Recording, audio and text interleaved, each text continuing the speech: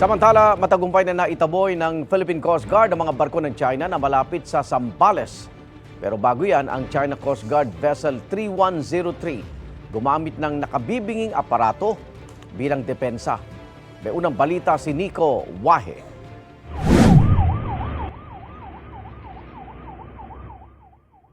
Ang malakas na wangwang na yan ay tinatawag na Long Range Acoustic Device o LRAD. Ayon sa PCG, ginamit ito ng Vessel 3103 ng China Coast Guard habang tila nakikipagpatintero sa BRP Cabra sa Zambales.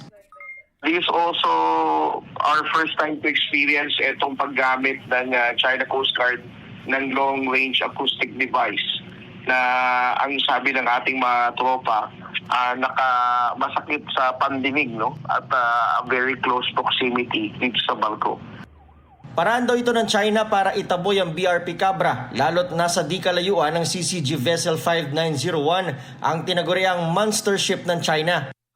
May hirapan silang mag-move forward because BRP Cabra is just a few hundred yards away sa China Coast Guard.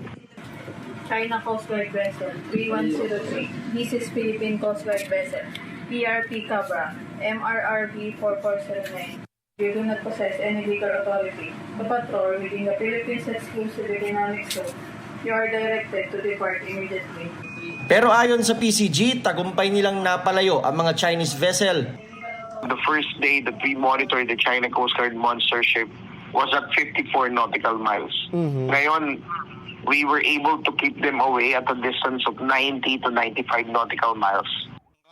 Ayon kay Defense Analyst Dr. Renato De Castro, gray zone operation daw ang ginagawa ng China. Gumagamit sila talaga ng coercive actions, harassment, and other measures short of the actual use of force. No?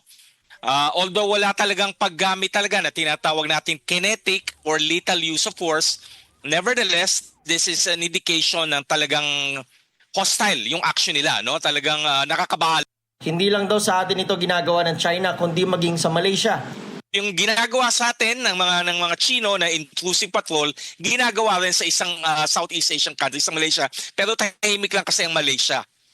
Tayo pinapalaga natin.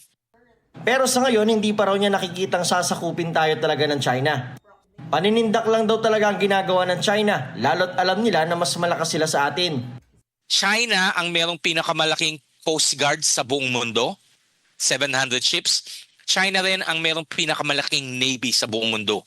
Hindi lang tayo sinisindak, inuudyukan pa tayo. Inuudyukan tayo. Kaya nyo ba magsimula? Etong kakayanan namin. Subukan nyo lang. Sa kabila ng mga pangaharas, patuloy raw na magbabantay ang PCG sa West Philippine Sea. Sinusubukan pa naming makuha ang pahayag ng Chinese Embassy kaugnay nito.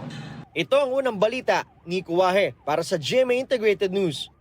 Igan, mauna ka sa mga balita, mag-subscribe na sa GMA Integrated News sa YouTube para sa iba't ibang ulat sa ating bansa.